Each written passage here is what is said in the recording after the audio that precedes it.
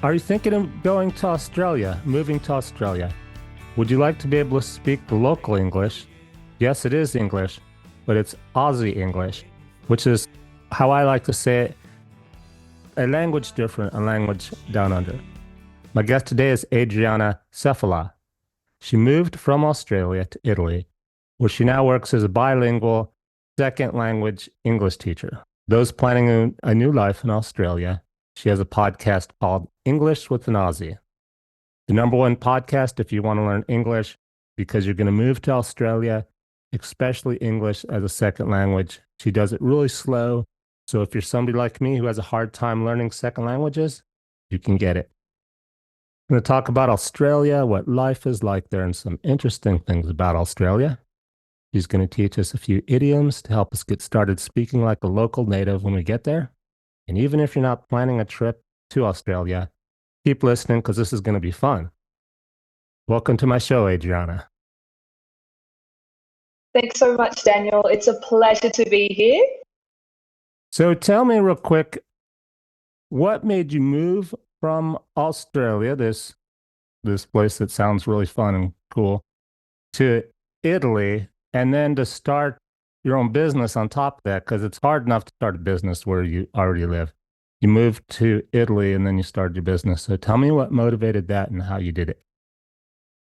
Absolutely. Well, about 11 years ago, my husband migrated to Australia on a working holiday visa, and he is Italian. So, of course, we went back and forth for many years, visiting his family and seeing some of the beautiful places that Italy has to offer. And I suppose after many years of doing that, we really fell in love with the place and we decided to pack up everything and move to Italy. So it wasn't something that we did on a whim, I would say, but it was just something that we had been thinking about and wanting to experience, I suppose, before having children as well. And yeah, we've been having so many cool adventures. But yes, one thing that friends and family always ask is, oh, even strangers, but Australia is like a paradise. Everyone wants to go to Australia. Except it sounded like it was hot right now, right? It's hot right now. Yeah, that's right. Yes, so Australia is a hot country, but where I lived down in the bottom of the Victorian state, it's quite close to Tasmania and the open sea, so it gets quite cold. And a lot of people who live in Melbourne always complain that they feel like it's four seasons in a day. But I suppose if you go up to the north towards Cairns and Queensland, where it's a little bit more tropical, it is very hot up there. But I suppose going. You're talking me out of going there, though, now. It sounds really hot. No, definitely have to go. Just be aware that you'll probably need to bring a jumper with you when you are visiting Melbourne. There's first vocabulary word. What's a jumper? Oh, sorry. There you go. A jumper is, I suppose you could call it a pullover in America, or maybe a hoodie. But technically, yeah, a jumper doesn't have the hood. It's more of a pullover. Okay. So why do you say Australian? The saying is, I thought I was good at English, that I knew how to speak English, and then I went to Australia. What's so different? Why is Australian English difficult to master or difficult to learn? A lot of people think that it's very similar to British English, and I will say that it is similar. I would say it's more similar to British English than American English. However, the thing with Australian English is there are a lot of words that are slang. So just to give you an example, we love to shorten everything. So if you were to stop by a service station, the place to get your gas or petrol or have a refreshment, we don't call it a service station. We call it the servo. Right, that's one of the things I was reading about Australia. If it's a long name, we shorten it. Like even the word Australian or Yeah, Australian, it got shortened to Aussie, which I wondered where does that word Aussie. come from? Well, then you don't pronounce it. Technically, you spell it Aussie, but then you pronounce it Aussie, like Ozzy Osbourne. Exactly. The phonetics are a lot different as well.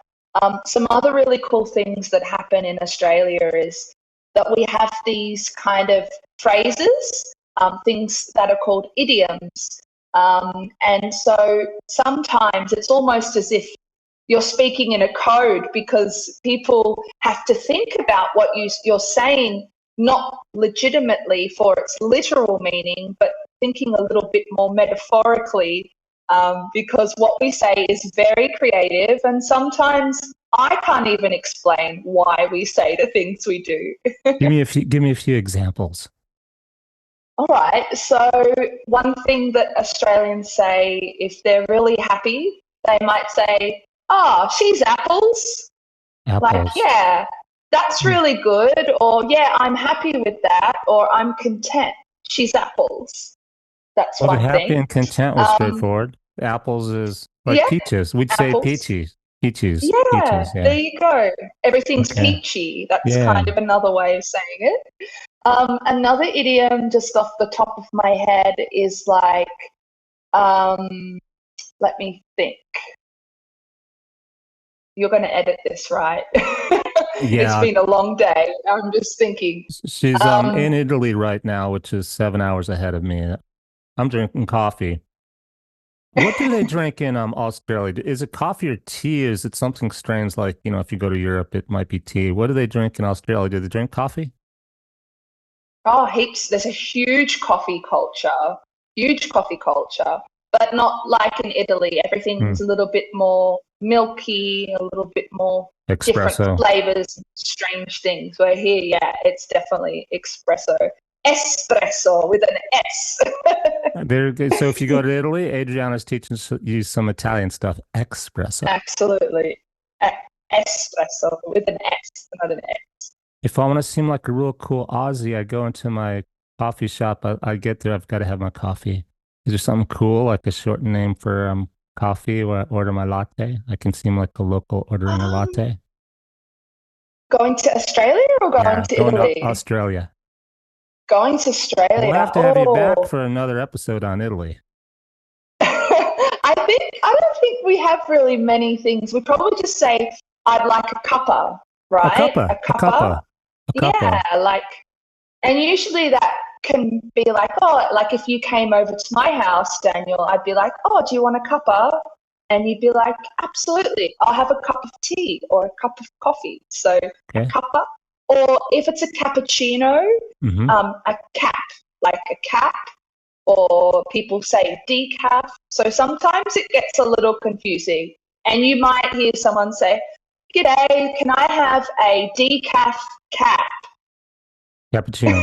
Decaf cappuccino. Or a mugacino is really popular in Australia. A Big one. mugacino, a big whopper Big. It's of a coffee. and what about um, the nicknames? I've heard there's an obsession with Australians or Aussies about nicknames, and then of course they're shortened. Everything's shortened. Yes, it is one of our traits. We love giving people nicknames. Like, even if we've just met you, you'll probably, I'm going to say 99% of the time, come away with a conversation with a nickname. How do you come up with the nickname? Is like apples, like they just look at you and size you up, or is there a formula to it? Well, I suppose there's a couple of things. So it could just be that your name can be kind of modified. So, for example, like Daniel, your name, I'm just thinking, Yeah, yeah, I could love it. be Dan. Of course, Dan is, or Danny, right? Mm-hmm. But in Australia, you would actually be Dazza. Gaza. Yeah, we add a za on the end, like a Ah, Dazza. hmm. Or a D, you might be a D.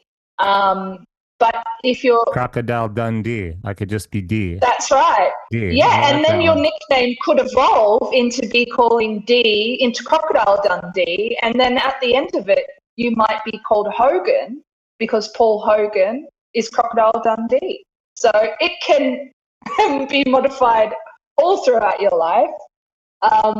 Some other examples are, so if you've got a last name like Robertson or Stevenson or Johnson, you could get called Jono or Robbo or Stevo. So adding an O to the end of people's last names is Dano. really I'd be common too. Dano, like Hawaii 5-0. Yeah, Dano. Dano, yep, Dano, Dazza, D, you could be heaps.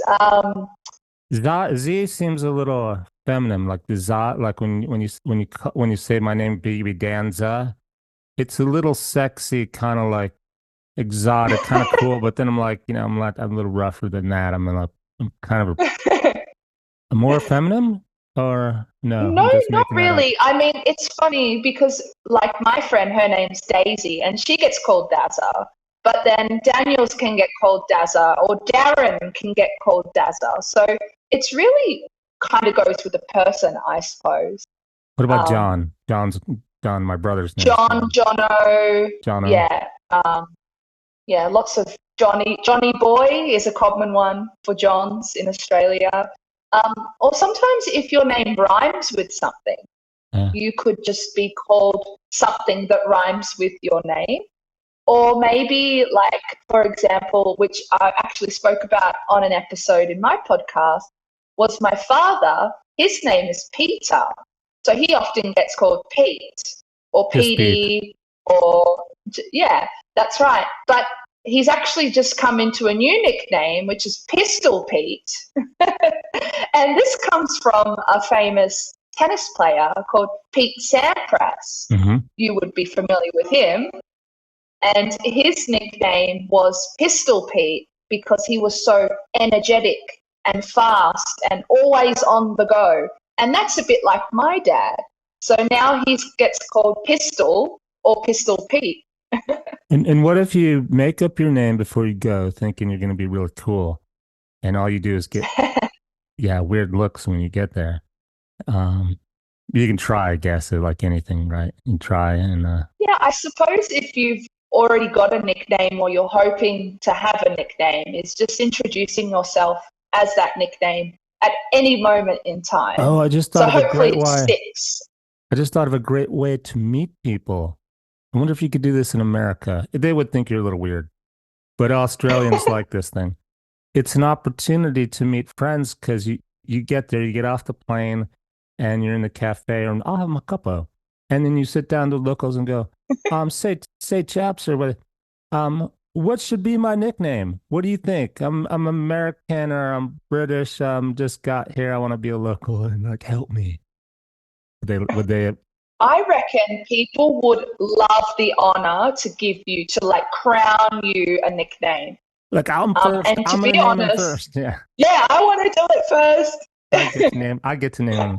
Yeah. Okay. I think that would be an excellent way to start a conversation. And Aussies would, we say, get around that. Like they would really get like hyped up and excited to do that. Yeah, speaking of the excited, so I found one here as I was trying to do a little bit of my research, so I didn't sound like too green on this. And I'm not a big sports fan, but there's the one right that like at a chant at a sporting event, like it's spelled Yeah. O-I. How do you say that? Oi, oi, oi. Aussie, Aussie, Aussie. Oi, Yeah, oi, yeah, yeah, oi. yeah, yeah, yeah. What's the story behind that? Does anybody know where remember where that came Well, from? What's it mean? I don't know where it actually started. I think it was just like when you try and get people's attention, like if you know them, like you don't want to say it to like your boss or in Hmm. a in an interview, Oi, but I mean it oi. might be like, Yeah. oi Daniel, guess what? So it's like an exciting thing. So Hmm. it's trying to get someone's attention, or like, oi Daniel, you dropped your pencil, like you better grab it. Oi, oi, oi. Or sometimes it's like a hello, like, oi, oi, Daniel's here. Oh, that was one I was going to ask you. What's hello? How do you say Yeah. hello? Yeah. What's You can hello? say oi oi. A lot of people say hooroo, like hooroo Who? is a very Who? Aussie thing. Hooroo. Hooroo. Like who knew? Who knew? Hooroo. Yeah, a little bit like that. Or a lot of people just, instead of saying hello, they'll just be like, "Scoing on," like "Scoing on," what's going on? Anything to cut But it if you're short, huh? a real bogan, I don't know if you're familiar with this phrase, bogan. Nope. So these are Aussies that have a really thick accent, like speak, it's almost like they speak another language. They're quite rough and rugged people. Hmm. And they would say, instead of saying, "What's going on?" it would simply be, "Scan on." Scan on. Scan like Yeah, scan on. scan on. What's going on? Yeah, it's Anything to like strange. cut one word, cut what? So just It's just we're lazy. We just cut yeah. it and it works. Why is it the I mean I appreciate the why you use more words in a song. I write songs. Why you use more words in a song than you need to. Just part of their culture. It's not really laziness. I think, well, no, it's not that we are lazy. I just joke about that. I think it's just our Australian, we're very happy go lucky, we're very free spirited. And I think a big part of us trying to make connections with people is just having a little bit of a laugh together Mm. and connecting through our language. So I think it's almost like a term of endearment, I would say. I had the thought that maybe it's just say what you mean. Why do you need more words and to Also, drag it out and well, that's true. yeah. Yeah. But I think the really cool thing that Aussies can do is we can turn it on and off. Like right now, while I'm speaking to you, or if I was in a classroom teaching, obviously I'm not talking the way I would if I were with my mates. As soon as I'm with my mates from Australia, or even sometimes just with family, I notice things just start flying out of my mouth. And it's almost like my dialect changes. It's still English, but it's almost another dialect, if that Mm. makes sense. Yeah, I can imagine if you're with really with the locals and you grew up there and yeah, understand the language. So let's talk sports. Um, um there's the Australian Football League, right? And Yes. it's not football, it's not soccer, but it's a huge kind of like soccer would be in some parts of the world. It's big in Australia, right? The Australian Football League. Is it as popular as football is in America or soccer in British? It's very hard to explain. I would say I would compare Australians with the AFL, the Australian Football League, to how Italians feel about soccer. Like it's important. Like it plays a role in just a regular week for people. And as soon as the footy, that's what we call it in Australia, the footy has finished for the season, it's like this big lead up of pre-season trading starting and the draft and who's going to get picked. So it plays a role in everyone's lives. And even if you're not a fan of the AFL, it's almost like you can't escape it because it's Yeah. just always around us. And unlike America, where we have divisions and playoffs, there's only one league, right? There's only one Exactly. championship. And tell me how it's played because it says football league, but it's not. You don't do they don't pass? Do they pass the ball? Throw the ball? You do pass the ball, but it's, well, let me put it this way, because I think we need to take a step back. Okay. Yeah. So I want you to imagine, do you know what cricket looks like? The field of cricket? Is it An when they're on the oval, polo a came to large mind where on oval. the horse, but it's Yeah, without. or yeah, like a polo track. Yeah, so it's Hmm. a big oval field. And in the middle, there's a little circle where they start the game, a bit like basketball. And at either end of the field, there's an arc, which is 50 meters. And in the middle of the arc, there's four poles would have you. Yeah, a pole, I suppose Okay. you could call it. 4 white poles. The 2 poles in the middle are really tall. And if you kick the ball between those 2, you get 6 points. And then the 2 outer poles are a little bit shorter. And if you kick the ball through those poles, you only get 1 point. So you have to kick the ball. Like American football, you can pass the ball, and if Yes. someone's running with the ball, you score. You have Mhm. to kick the ball through.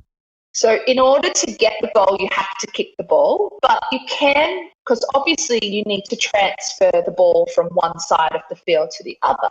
So there's a couple of rules. You can kick the ball to your teammate, and when they catch it, that's called a mark. And So if you're the allowed to ball's catch it. gone, Like in soccer, you're not allowed to touch the ball. yes, But no, here no, you're allowed no, to. that's right. Yes, you can catch the ball. You need to catch it. Catch the ball, man. It's like baseball. What? Absolutely. It's the main, Okay. pretty much the main thing about footy is kick and catch and kick That and sounds catch. fun. So Nice. it's really cool. There's another way that you can pass the ball, which is called a handball or a hand pass. So if you're a right-hander, you would place the ball in your left hand, kind of like the ball is on a plate, if you imagine. And with the other hand, you make a fist and you kind of pop the ball across. Got it. So Yeah. if that Yeah. makes sense. Yep. Yep. So it's like Yep. a push, a punch It's a to little the player, pass. A little a pass. little pass. That's right. But then whoever, if you catch the ball or you're carrying it, can you run with the Hmm. ball then? Or can you just You catch it? can run with the ball. However, there's always a however, right? You Yeah. have to bounce the ball or touch the ball on the floor every 15 meters. So Which is if about you, 15 feet uh, or 15, yeah, about, 3 feet or about a three, couple feet. Like no, more basketball. than So three now it's feet. kind of like basketball, but you're on grass, right? Yeah, With a soccer yeah. So ball. you can travel, if you want to call it Yeah, travel. If you traveling. don't bounce the ball enough, then Yeah. a free kick will get awarded. But the main thing is that you could be susceptible to a tackle. Now, you can Oh. get tackled I from the forgot about tackling shoulders. because in soccer you don't really Yeah, have tackle. There's no tackle in no, soccer. Here we you got can tackling. tackle, of course. Oh. Now, it's not like rugby that you can just like smother them and take them to the ground. It's not a takedown. You can tackle them and you can put them to the ground, but it has to be done safely. So it has to be done from the shoulders to your pelvis. You can't Are they wearing grab helmets? someone's legs. Do they wear Absolutely not. helmets? No No, helmets. we're hardcore. Okay. Well, that would explain the safety when you said tackle them safe part. Do people get hurt Exactly. really? Do people get hurt a lot? People do get Others? hurt. A lot of injuries happen because you imagine you're running with the ball or you've marked a ball and someone's just slammed into you. Yeah. Or maybe they've overexerted themselves or they've tripped over or someone's fallen on them. So it's quite dangerous. I wouldn't say it's as dangerous as rugby union, but yeah, people get hurt for sure. They do. But that's all a part of the spirit and the camaraderie of Anything the you get footy. hurt in, you get hurt rock climbing and skateboarding and driving your car. Exactly. So then you could travel, but in the end you have to kick the ball through the poles, and that That's scores you right. 6 points. And then in America we have what's called a field goal, which means no matter how you scored the touchdown, Yeah. do you have anything like that, or it's just 6 points? Well, you can get a penalty. I call it a penalty, like a spot kick. Hmm. If something illegal has happened in the arc, so Hmm. or maybe a goal scoring opportunity has Yeah. has been I don't know how to say it, kind of like Penalty. stolen from that Yeah. person. Yeah. Yeah, you can get a little kick in front of the goals for free, which is great. And then Um, it just goes for 2 hours or something, like a clock, just clock. Yeah, around about 2 hours. So it's split up into 4 quarters, a bit like Okay. basketball. Yep. Um, and a quarter runs for around 20 minutes with some Yeah. extra time. Yeah. And then at halftime, you get a bigger break because you imagine the field is huge. People are just running around like greyhounds the entire Yeah. time. But yes, it goes for about 2 hours. So, so what are some of the other things, cool things about Australia if I went there and I don't actually like sports, but it's good to know what's going on in sports because everyone you talk to is gonna be going, "Oi, oi, did you hear Sure. that? Did you see that?" Um, what if I like to get out of the city, go on, the walkabouts, meet some Hmm. Aborigines, you see a lot of stuff on TV and the Discovery Channel. What's the Yeah. reality when you get down there? What's it really like? What would you Well, do like if I wanted to get out of the city and go on hey, I'm going on a walkabout.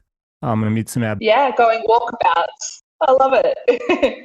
I'll You be back in can. a week. Look, Yeah. yeah, you can definitely go walkabouts. There are heaps of trails in Australia. Australia is notorious for its rainforests, especially down where I lived, which was just out of the city, in the rural areas. There's a lot of rainforests, so you can do a lot of bushwalking, see a lot of, famous Australian animals, beautiful plants.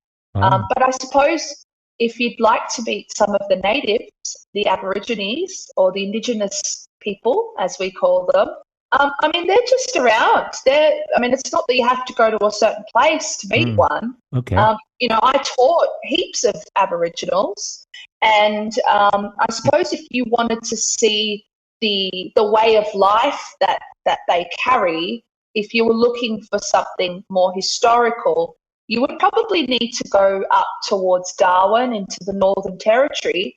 And there are a lot of tribes who are living as they were many, many years ago. But the reality is that a lot of them have integrated themselves and are just like anybody else. Hmm. They're fantastic athletes, fantastic workers. So really, you can meet one anytime. It sounds like it's not they're just gonna be like talk to me like I'm a normal chap. But I was gonna ask, what is there a saying that if you meet an Aborigine, a truly indigenous person, is there something special you could say that would go, oh wow, you've done your homework, you're Um, respect. I suppose some things that have started being incorporated into daily life in Australia is that when we have a presentation, or maybe you're going to a course or a soccer event, a football event, we always start, before we start our speech, we pay our respects to those Indigenous people, past, emerging, and present. So it's always that we pay our respects to them, because they were the native settlers of the land before it was colonized by the English settlers. So that would be nice if you're at an event to pay your respects. You could also do a little bit of research about what area you're in Australia, because there are different regions, different areas that are the land of the Aboriginals. So where I come from is called the Gunai-Kurnai region. So just knowing a little bit about the land that you're on, and slotting that into some conversation would definitely get you a few points. So two thoughts come to mind. One is, if I remember correctly, it's almost like Columbus discovering America, if you believe that. You have the indigenous people living in Australia, and then you have the British colonies. But the Yes. colonists in Australia, they were actually criminals, right? The bad people you dropped off there to leave them on an island to die, more or less, right? Do I have that Yeah, right? that is correct. They were convicts that came Convict. to Australia. Convicts is the word that we use. So Captain Cook, Hmm. many, many years ago, he came with the convoy of all these convicts, people that have done bad things. They didn't have any space. And Hmm. Australia is huge. For those people listening who aren't geographically with it, Australia is massive and has so much land that is still just there doing nothing. So he thought, we'll bring them all and we'll plonk them all in Australia. And then, you know what, if we like the land, we'll just kill everybody and start our own, and we'll call the land ours. And that's sadly exactly what happened. There were so many Indigenous people who were killed. Mm. Um, I mean, the way that I see it, it's almost like what happened with the Jewish communities back in the day. Um, and that's what it was. So, unfortunately, a lot of Aboriginals were killed, or a lot of them were actually put into what we call white families. That's what it was called back then. And they were raised in white Yeah, yeah. families. Exactly. We have Very sad history. streets, roads in Phoenix, Arizona, in the desert out here called Indian School Road. And I lived there for decades before I realized this is the road that they used to drive the natives on to go to school to integrate them. But it sounds like in Australia, the indigenous are not angry. They got over. They're not holding a grudge, Look, divided I from the think culture so deep much. down, I can't speak on their behalf, but I think deep down there'll always be trauma. And with trauma always comes memories and the past. However, many years ago, our Prime Minister actually apologised nationally to all of the Aboriginals about what happened. And each year, once a year, we have the National Sorry Day. Hmm, Um, nice.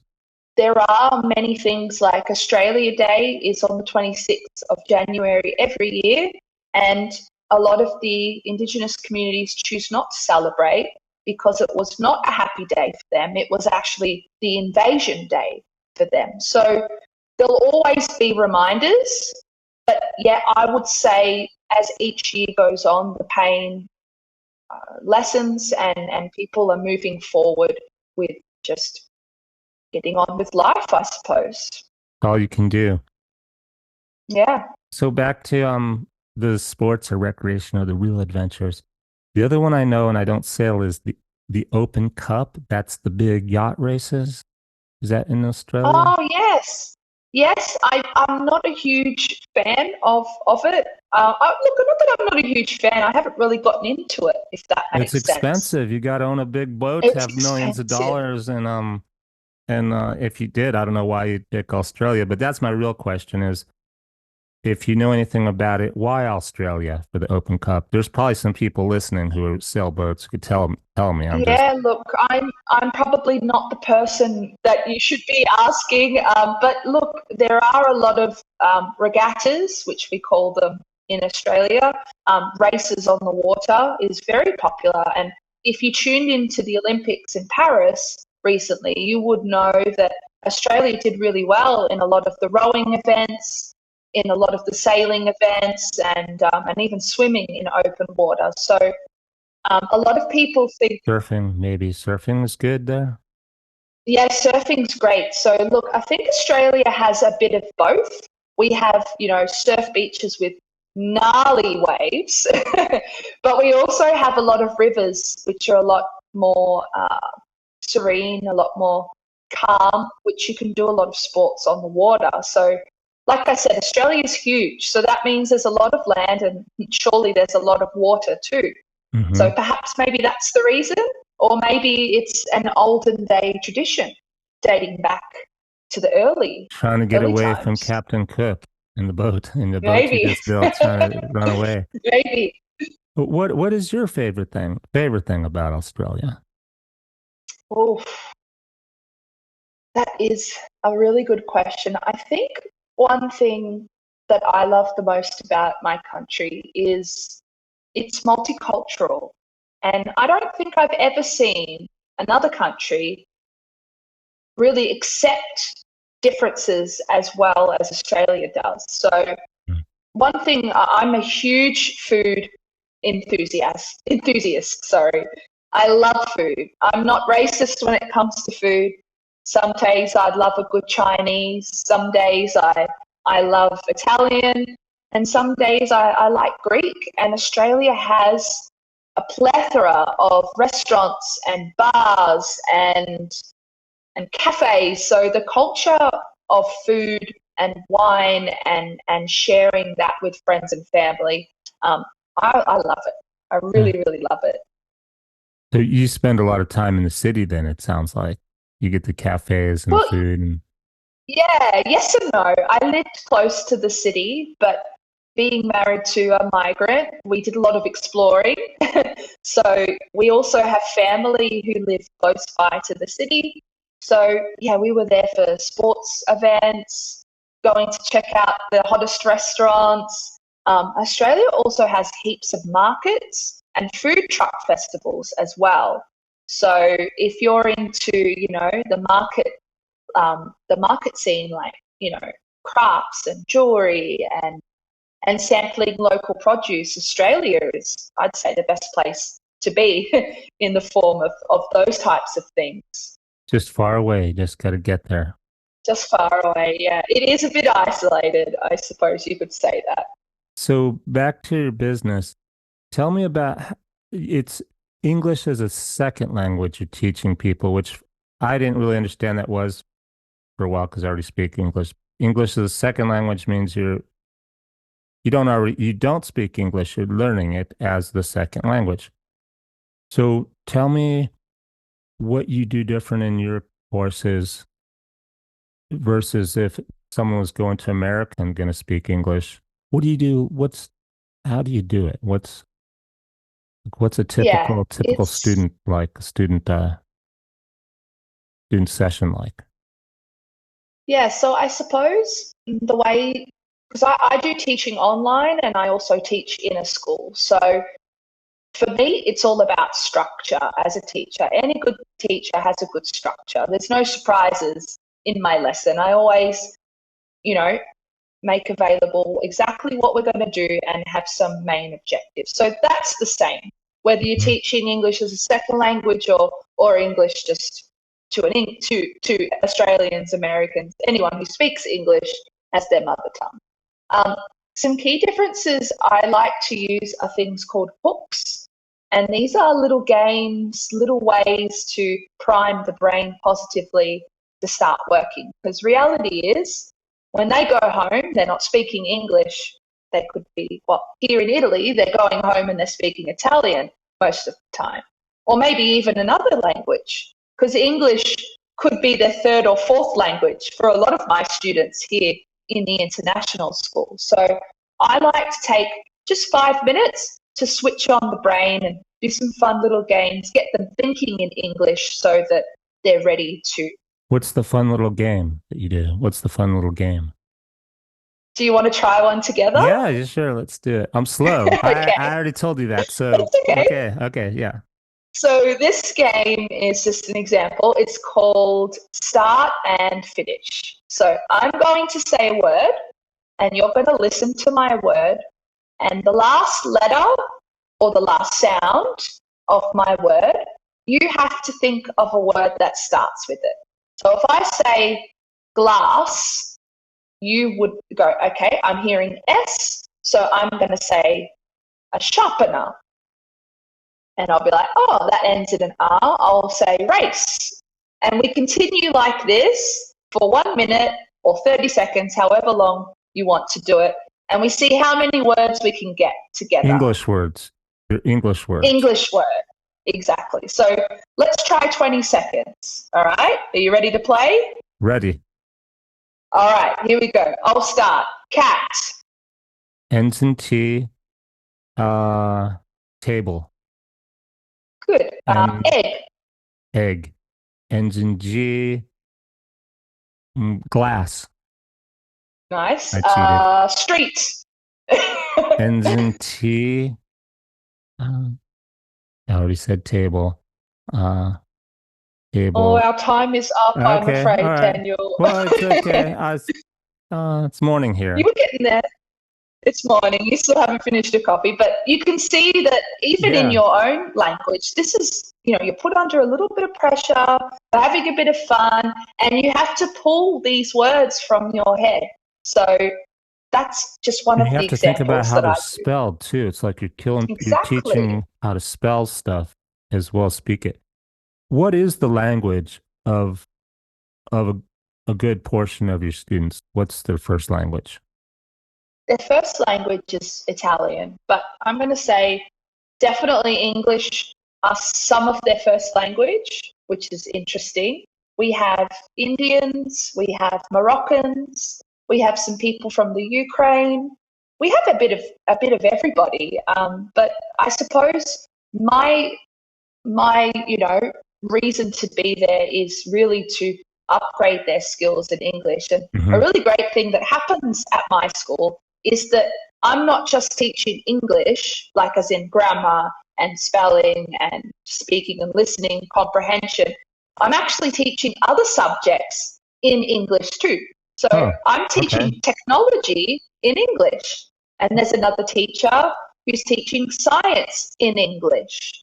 So they are getting an opportunity to hear different vocabularies and different contexts in another language. I kind of made the assumption, like an American, that all Italians would already speak English as a first language. Even that's not true. There's a bit of No, Italians that are, oh, because they grew up in it's Italy. definitely a priority. Like it's Oh, definitely like it is taught in schools from a young age, whether you're in the public system or in the private system.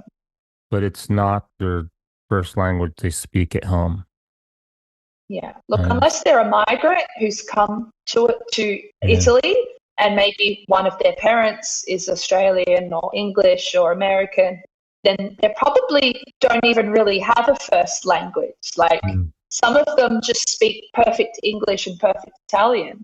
So they're kind of, we say madrelingua, which Hmm. means mother tongue, in both languages. It's a strange kind of phenomenon that I'd never seen before. So, how long have you been doing this now since you moved to Italy? A year, Yeah. less than a year?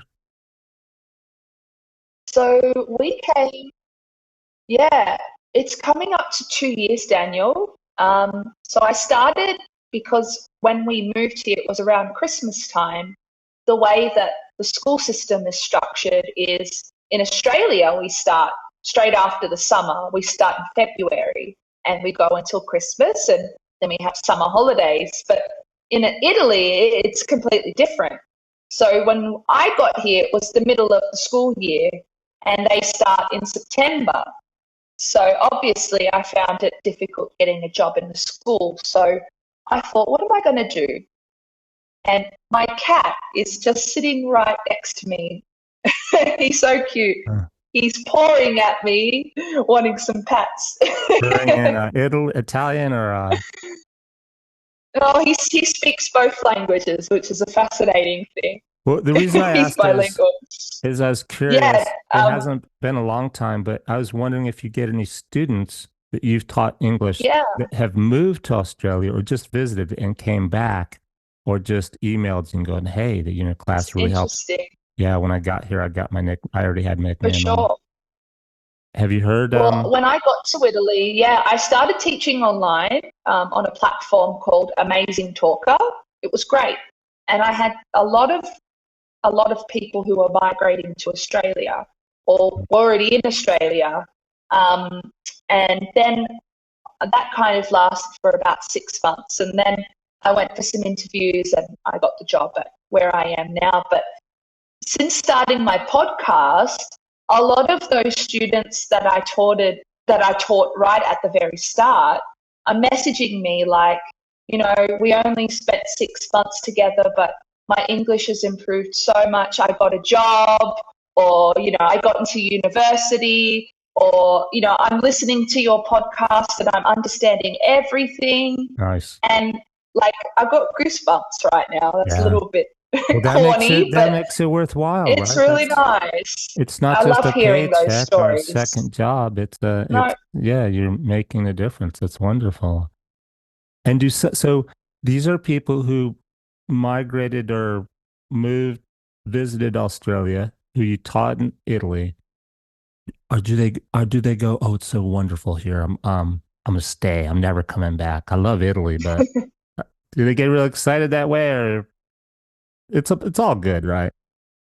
But some of them oh ever look, say, most of them, yeah, yeah, most of them are really happy in Australia. Like, of course, it's tough. A lot of them had student visas, mm, and I'm not going to say it's easier, but there are pros and cons. But those of them who, like my husband, who did a working holiday visa, had a lot of sacrifices that they had to make early in the piece, Mm. like having to work on a farm or in construction, doing some really, I'm going to say, if I can swear, some shit jobs Hmm. that you had to do for a period of time. And Is that a that requirement? would prolong your visa. Yeah. So didn't that's just a visa requirement, even if whether you're a student or not, or is that a student requirement? Well, there's requirements with all types of visas. If you're a student, you obviously need to be enrolled in your course and you need to graduate from your course. Then you're free to stay. But those of them who did the working holiday, it can be a bit tough because you can only extend a working holiday visa for an extra 1 year. So you can stay in Australia for 2 years if you do your 88 days in that horrible job that you need to do that nobody else in 88 Australia days. wants to do. 88 days. And then And is after that for that, free? Is that like, are you an intern or are you getting paid? well, it depends what deal you've got. Some people Mm. do something called roofing, like the roof, and that means they work to have housing and food on the table by somebody else. That's called Mm. roofing. That doesn't Or sound you're bad. That getting sounds paid. okay. It's not bad. It's Yeah. not bad. Others are getting paid, obviously, a minimum wage, and some people will do voluntary work, but it all needs to be by the books, which is an Aussie way we say it has to be, with Mhm. receipts, with taxes, purposes, and everything.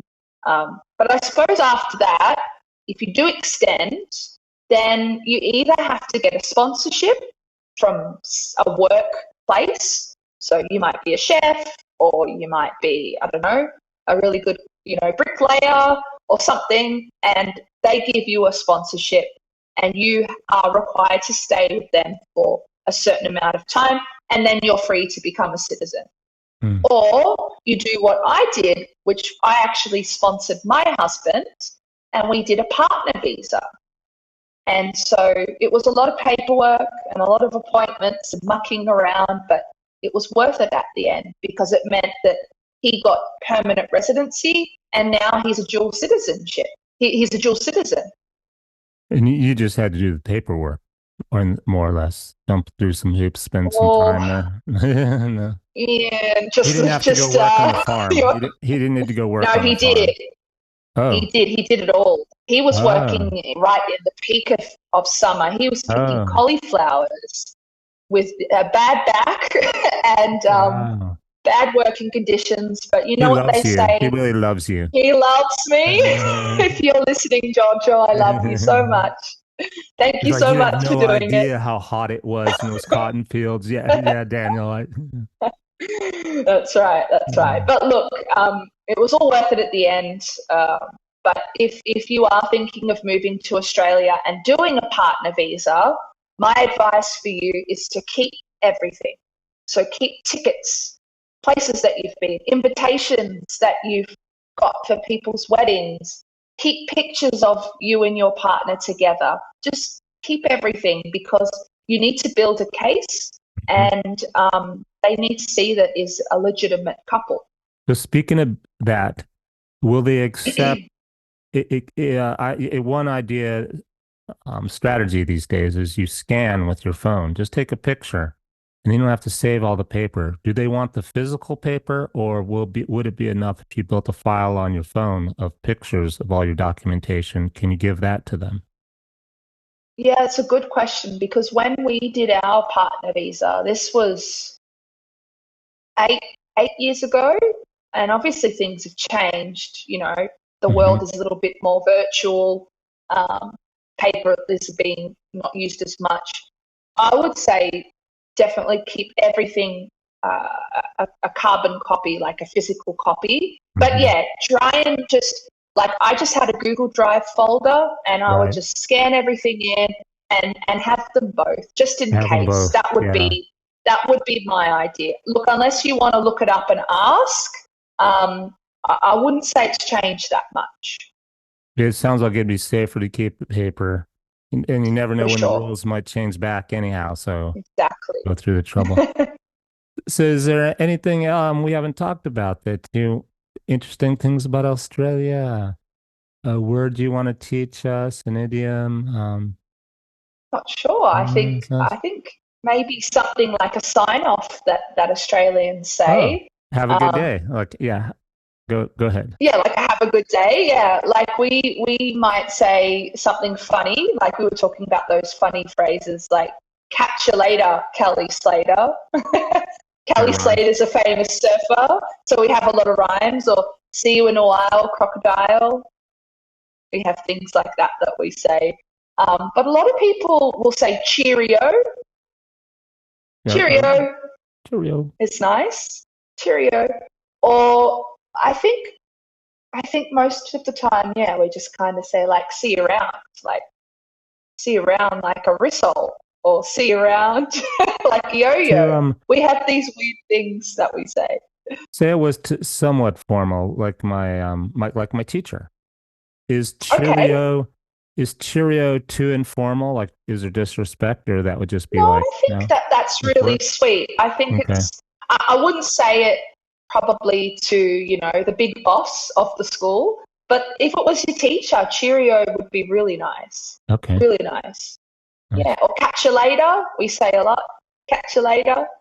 Nice. Or my favorite, my personal favorite, and my mom always says this. She says, "Thanks a bunch," or "Thanks a bunch, honey bunch." I like that. Um, her podcast is English with an Aussie. Number one podcast to upgrade your English and learn about life in Australia, especially if it's English as a second language, or even if it's not, she's going to do it real slow and play the games like we just did to teach you. So basically a good teacher. She also has a Facebook group for those needing help. Links and her contact information will be in the show notes. Adriana, I hope business thrives and you have more. Sounds wonderful. Like you get success stories back and makes you feel good. I hope your business continues to thrive and podcast does well. Thanks for being a guest on my show. Today I'm going to go out and about Thanks so out and about. See, I already used the word and go, oi. much. Yeah, and cheerio. And see the reaction. I love it. Thank you so much for having me, Daniel. It's been awesome just having a chat with you, and Yeah. it's an honor just being able to share some of these things that maybe I take for granted that I say all the time. But if it benefits you in some way, then that's awesome. You're definitely kicking goals. We might inspire some people to make a trip to Australia they wouldn't have otherwise thought of. And then to think, oh, I better go take that class, or it would be helpful if I took that class with Adriana and they circle back to you. Who knows? Maybe down the track I might have my own school. That would be the dream. Yeah, nice. Oh, it's good to follow your dream. That's what my show is about. Do what you want to do. Follow your dream. Congrats. Happy for you. All right. Have a great day or evening. Thanks so much, Daniel. Catch you later. Catch you later. Bye. Bye.